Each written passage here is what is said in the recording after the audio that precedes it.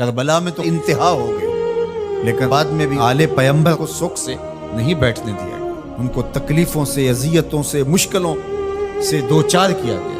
حضرت امام زین العابدین واقعہ کربلا کے چشمدید گواہ ہیں۔ پھر کوفہ کے اندر اور کوفہ سے دمشق تک، اور میں کہتا ہوں کہ اگر ایک ایک واقعہ کو دیکھو، ایک سے بڑھ کر ایک واقعہ دردناک ہے۔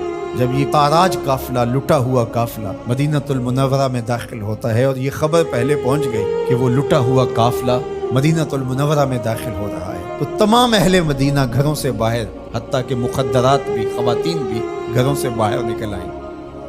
اور جو ہی یہ قافلہ مدینہ المنورہ میں داخل ہوا تو خواتین اونٹوں کے ساتھ لپٹ گئیں، اور ان خواتین کے ساتھ لپٹ گئیں، اور آہ و بکا کا عجیب منظر تھا۔ حضرت عقیل کی صاحبزادی بہت اچھی شاعرہ بھی تھی، انہوں نے کچھ اشعار کہے، اور ایک شعر کا مفہوم آپ کے سامنے رکھتا ہوں۔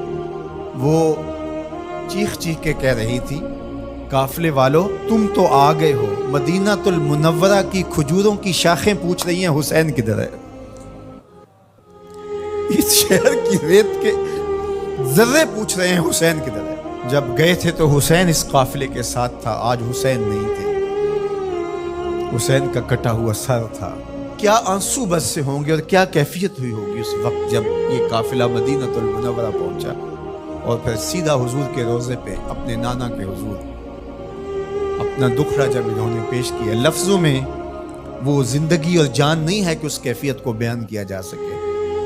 جب یہ خانمہ برباد، یہ لٹے ہوئے تاراج لوگ جو اپنا سب کچھ کربلا کی ریت کے سپرد کر آئے تھے، زینب جب گئی تھی تو اس کی گود بھری ہوئی تھی، اب خالی گود سے مدینہ میں داخل ہو رہی۔ اون و محمد قربان ہو چکے ہیں، قاسم شہید ہو چکے ہیں، علی اکبر شہید ہو چکے ہیں، زہرا پاک کے گل پارے شہید ہو چکے ہیں، ان کا خون کربلا کی ریت میں جذب ہو چکا ہے۔ جب حضور کے روضے پہ انہوں نے اپنے نانا کو دکھڑے سنائے ہوں گے تو درد و علم کی کیفیت کیا ہو۔ سیدہ زینب کا وہ دکھڑا جو کربلا میں مدینے کی طرف منہ کر کے انہوں نے کہا تھا، یا محمد آہو ھذا حسین بالعرا مزمل بالدماء مقطع الاعضاء، یا محمد آہو بناتوں کا سبایا۔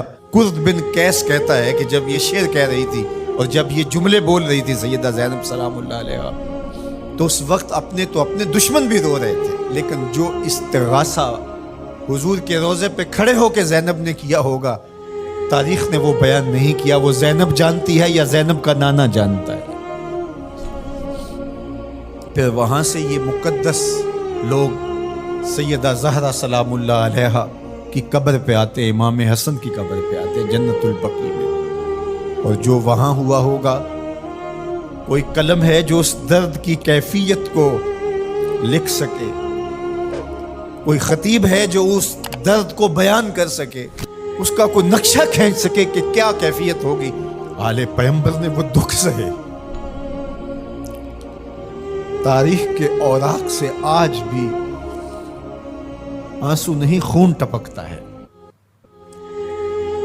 ایسی سفاکیت بھی ہو سکتی، تم نے راستے سے ہٹانا تھا ہٹا لیا، لاشوں پہ گھوڑے بھی دوڑاؤ گے، ہڈیاں بھی توڑو گے، کیا قصور کیا تھا ان گل رخوں نے۔ میرے تو حضور نے کہا تھا، اذکرکم اللہ فی اہل بیتی، میں تمہیں اپنے اہل بیت کے بارے میں اللہ سے ڈراتا ہوں، میرے اہل بیت کے بارے میں کوتاہی کا ارتکاب نہ کرنا، میرے اہل بیت کے بارے میں معاملے کی حساسیت کو سمجھنا۔ اذکرکم اللہ فی اہل بیتی 3 مرتبہ حج کے موقع پر میرے حضور نے کہا تھا کہ میں اپنے اہل بیت کے بارے تمہیں اللہ سے ڈراتا ہوں، اپنے اہل بیت کے بارے تمہیں اللہ سے ڈراتا ہوں، لیکن بے مروتی، سفاکی، ظلم، جبر، زیادتی، جور، شقاوت اس انتہا کو پہنچ گئے۔ دعا کرو کہ موت اہل بیت کی محبت میں آئے، قیامت کے دن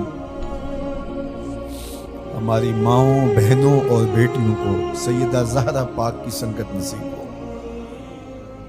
اور ہمیں قافلہ حسینی میں شامل ہونے کی اللہ توفیق دے۔